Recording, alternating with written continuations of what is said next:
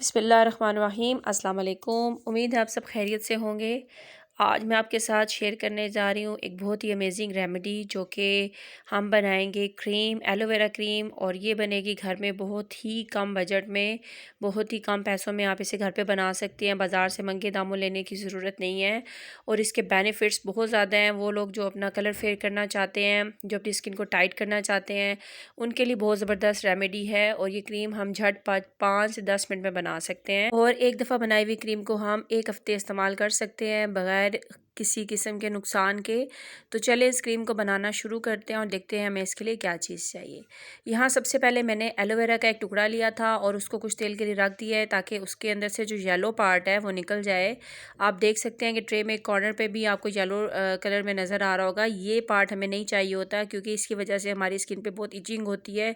ये स्किन के लिए भी बेनिफिट इसके नहीं है, नुकसानदेह है, और अगर आप इसको खाएं तो भी ये नुकसानदेह है। तो जब भी एलोवेरा प्लांट को काटें, कुछ देर के लिए उसको एक साइड पे रखें ताकि उसके अंदर से जो येलो पार्ट है, येलो पानी है, वो निकल जाए। यहाँ मेरे पास है एलोवेरा का एक पूरा पत्ता और उसको मैंने छोटे छोटे पीसेस में काट लिया और अब मैं उसकी जेल निकाल रही हूँ।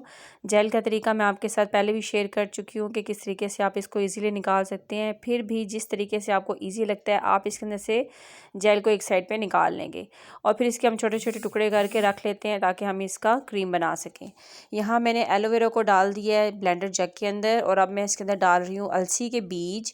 ये है फ्लैक्स सीड्स जो कि हमारी हेल्थ के लिए बहुत इंपॉर्टेंट है। यहाँ मैंने फ्लैक्स सीड्स का पाउडर बना लिया है ताकि हमारी क्रीम अच्छी बन सके और बड़ी स्मूथ बने। 2 टेबलस्पून मैंने इसमें फ्लैक्स सीड डाल दिए हैं और यहाँ 2 टेबलस्पून भर के मैं इसमें चावल का आटा यानी राइस फ्लोर डाल रही हूँ। अगर चावल और फ्लैक्स सीड हम दोनों इसके साथ साबुत डाल देंगे तो वो इतना अच्छा स्मूथ पेस्ट नहीं बनेगा, तो पहले बेहतर है कि इन दोनों चीज़ों को पीस लें।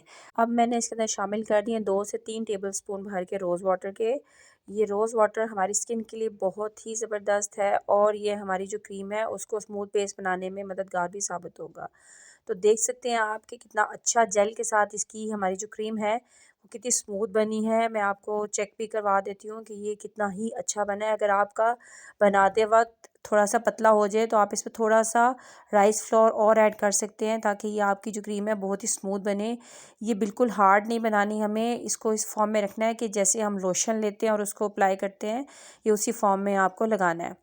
तो आपको लगाने का तरीका ये है कि आपको इसको सॉफ्ट हैंड के साथ अपने फेस और अपने हाथ वगैरह पे लगा सकते हैं आप और हल्के हल्के हाथों से मसाज करें तो इंशाल्लाह इसके बहुत ही अच्छे रिजल्ट्स होंगे। राइस फ्लोर और फ्लैक्स सीड्स दोनों ही स्किन टाइटनिंग के लिए बहुत इंपॉर्टेंट हैं।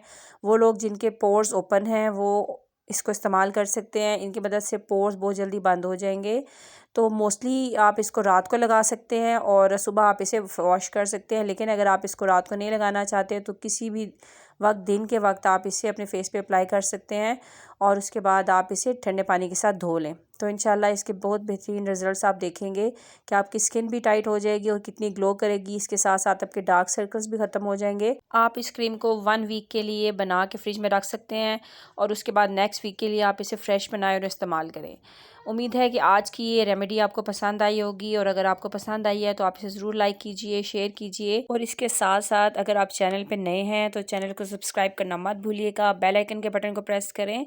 फिर मिलेंगे नई रेसिपी के साथ, तब तक के लिए अल्लाह हाफिज़।